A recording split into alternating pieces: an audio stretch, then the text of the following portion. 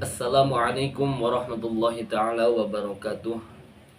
A'udzubillah, alhamdulillah, wassalatu wassalamu ala rasulillah Sayyidina Muhammad ibn Abdillah. Asyhadu an la ilaha illallah wa asyhadu anna Muhammadan abduhu wa rasuluhu la nabiyya ba'dah. Wa rahmanul qudusul ba'isul muqtadir rabbi israh li sadri wa yassir li amri wahlul 'uqdatam min lisani yafqahu qawli amma ba'du. Faqad qala Allah Ta'ala fil Qur'anil Karim wa huwa asdaqul qailin. A'udzu billahi minasyaitonir rajim. Bismillahirrahmanirrahim. Aqimus salata wa ita'uz zakat warka'u ma'raki'in. Al-ayah. Wa qala Nabi sallallahu alaihi wasallam, "Shallu kama ra'aitumuni usalli." Al-hadis. Pertama-tama dan yang paling utama, marilah kita panjatkan puja dan puji kepada hadirat Allah Irobi.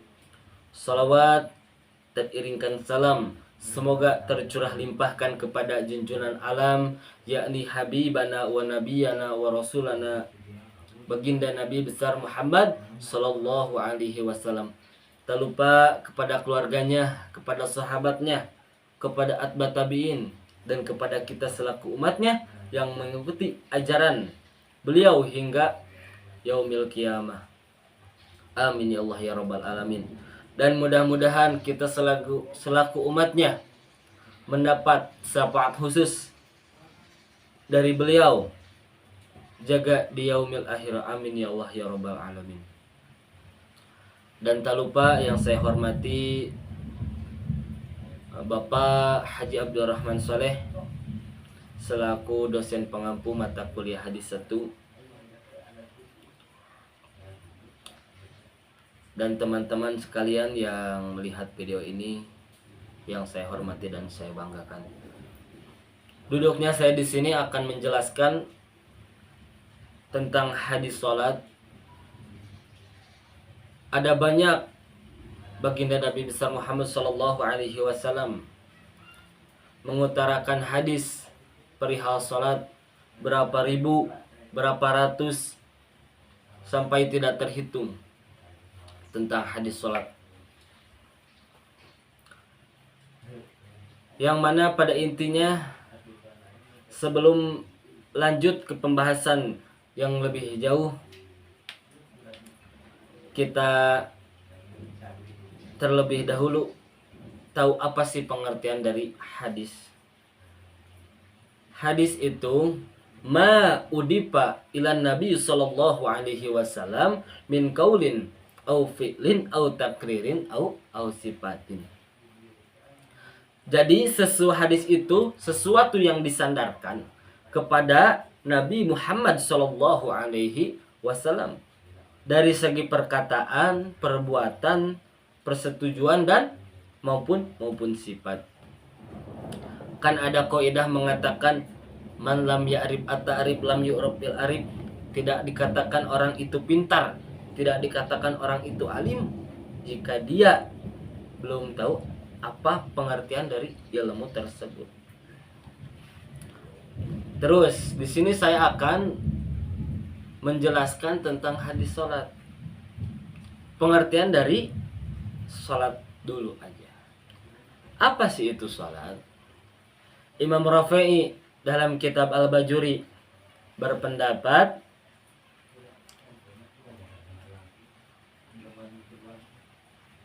aqwalun wa af'alun mubtatahatun bit takbir wa muhtatamatun bit taslim. Jadi salat itu sesuatu perkara,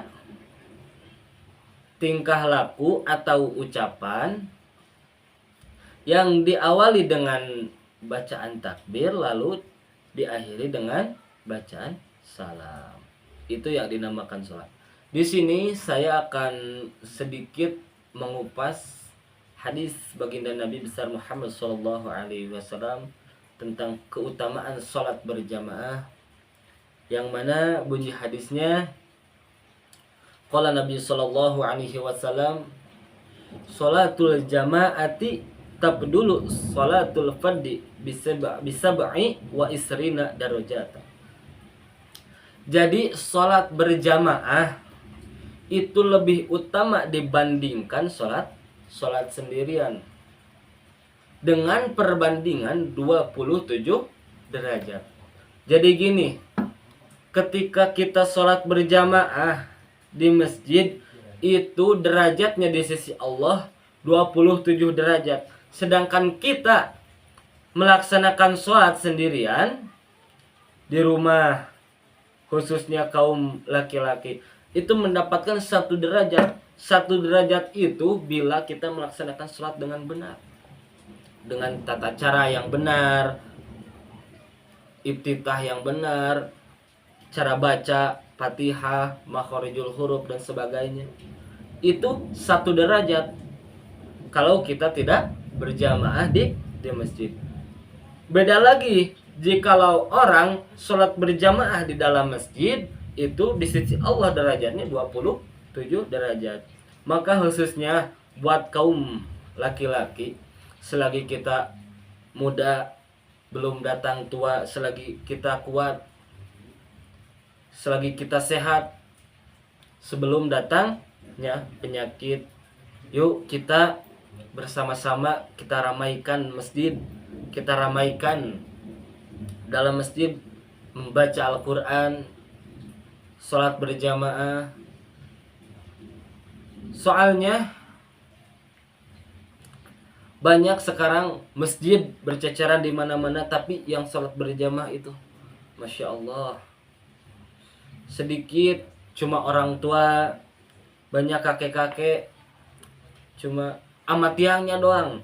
Jadi khususnya buat kaum lelaki yang masih muda, yuk, kan ada hadis baginda Nabi Muhammad SAW, pemuda masa kini adalah pemimpin di masa yang akan datang.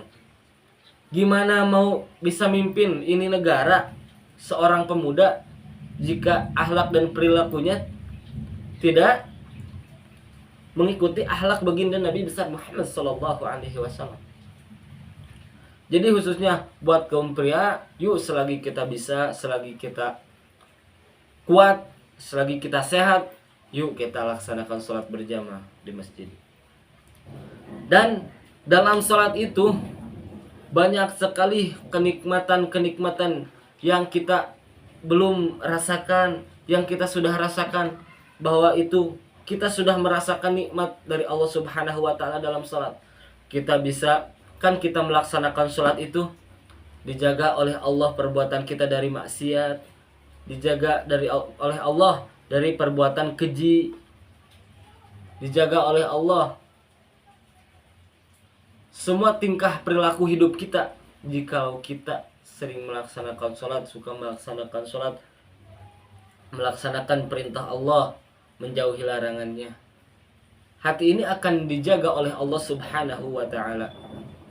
Dan dalam sholat itu banyak sekali kenikmatan yang Allah simpan dalam sholat. Di setiap ruku, setiap sujud, setiap sholat, gerakan sholat itu mengandung nikmat dari Allah Subhanahu wa ta'ala. Dari mulai persendian kita bisa bergerak seperti ini, bisa ruku, bisa sujud, lutut kita. Apalagi berarti ciri itu kita harus merasa syukur karena dilenturkan persendian kita. Dengan syukur dengan cara apa? Yaitu dengan cara kita melaksanakan sholat, cara syukur kepada Allah Subhanahu wa ta'ala. Allah sudah memberikan kita nikmat, tapi kita lupa syukur kepada Allah Subhanahu wa ta'ala.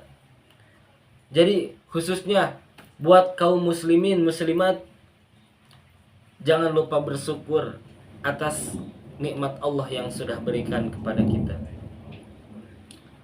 Dan di sini saya akan secara singkat saja membahas tentang sholat waktu baginda Nabi Muhammad SAW menerima wahyu sholat.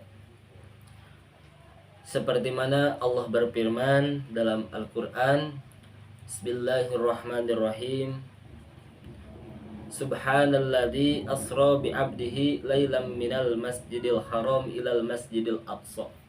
Al-ayah.